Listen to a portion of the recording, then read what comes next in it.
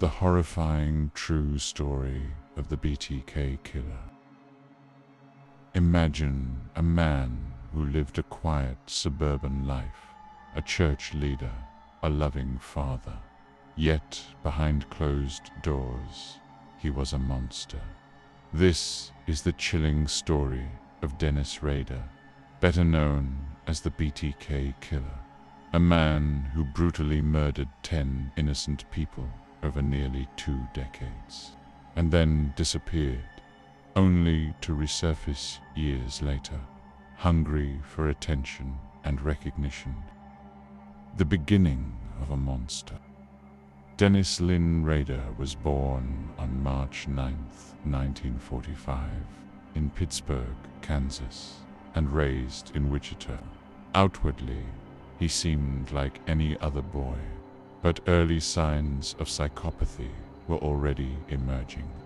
He admitted in later confessions that from a young age he had dark fantasies, torturing animals and becoming obsessed with bondage and control.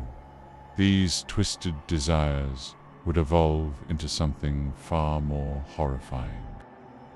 Rader joined the U.S. Air Force in the 1960s and later married Paula Dietz in 1971. He worked in various jobs, including as a compliance officer, a role that gave him a sense of power. He was also very active in his church, serving as a president of the congregation. But under this mask of normality, a sadistic killer was waiting to strike. The name BTK is born. The nightmare began on January 15, 1974, in Wichita, Kansas. Rader entered the home of the Otero family, cut the phone lines, and murdered Joseph and Julie Otero, and 2 of their children, Josephine, 11, and Joseph Jr., 9. The brutality was shocking. He tied them up and suffocated them in turn. He hung 11-year-old Josephine from a pipe in the basement and later admitted to masturbating at the scene. It was a level of evil beyond comprehension. He left almost no evidence. For a while, authorities had no idea who they were dealing with, but Dennis Rader didn't want to be forgotten. He began sending taunting letters to police and local media. In one of them, he coined his own nickname, BTK. Bind them, torture them, kill them. He craved notoriety, like a twisted celebrity. He wrote in chilling detail about the murders and made it clear he wasn't finished. A killer on the loose. Over the next several years, BTK would strike again. In April 1974, just months after the Otero murders, he broke into the home of Catherine Bright. He shot her brother, Kevin, who survived, and then stabbed Catherine to death after a violent struggle. In 1977, he killed Shirley Vian, a mother of 3. He locked her children in a bathroom while he strangled her. Later that same year, he murdered Nancy Fox in her home. After the killing, he called the police himself to report the crime. After each killing, he would vanish, leaving behind terror and confusion. Wichita lived in fear. Women began checking their doors twice, sleeping with lights on, avoiding being alone. BTK wasn't just a murderer. He was a psychological terrorist. In 1979, he attempted to kill Anna Williams, breaking into her home and waiting, but she never came home. He sent her a letter months later. "Be glad you weren't there." The silence. Then nothing. After the murder of Maureen Hedge in 1985, Vicky Wiggerell in 1986, and finally Dolores Davis in 1991, BTK disappeared. For over a decade, there were no murders, no letters, no signs. It was as if he had vanished into thin air. Many believed he had died, moved, or been imprisoned for an unrelated crime. What no one knew was that Dennis Rader had simply decided to stop and go back to living a normal life. He raised a family, worked a city job, and served his church, all the while hiding a dark past. But BTK missed the attention. He couldn't resist coming back. The return and capture.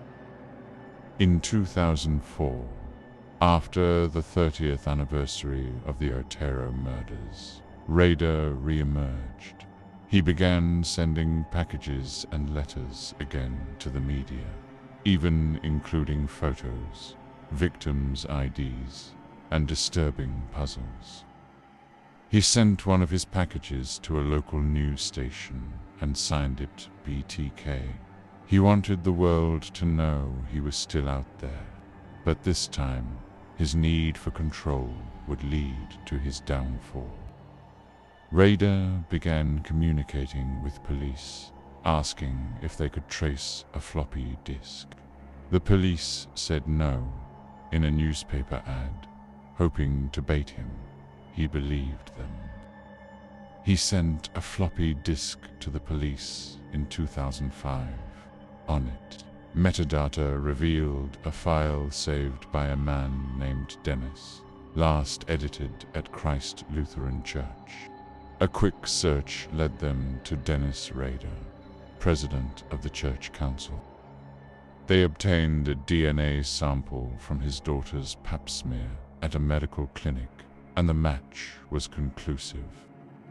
On February 25, 2005, after 31 years of terror, Dennis Rader was arrested. The confession of a narcissist. During interrogation, Rader showed no remorse, only pride. He detailed every murder with chilling calmness, explaining how he planned, stalked, and executed his victims. He had kept projects, files for each victim with photos, drawings, and notes.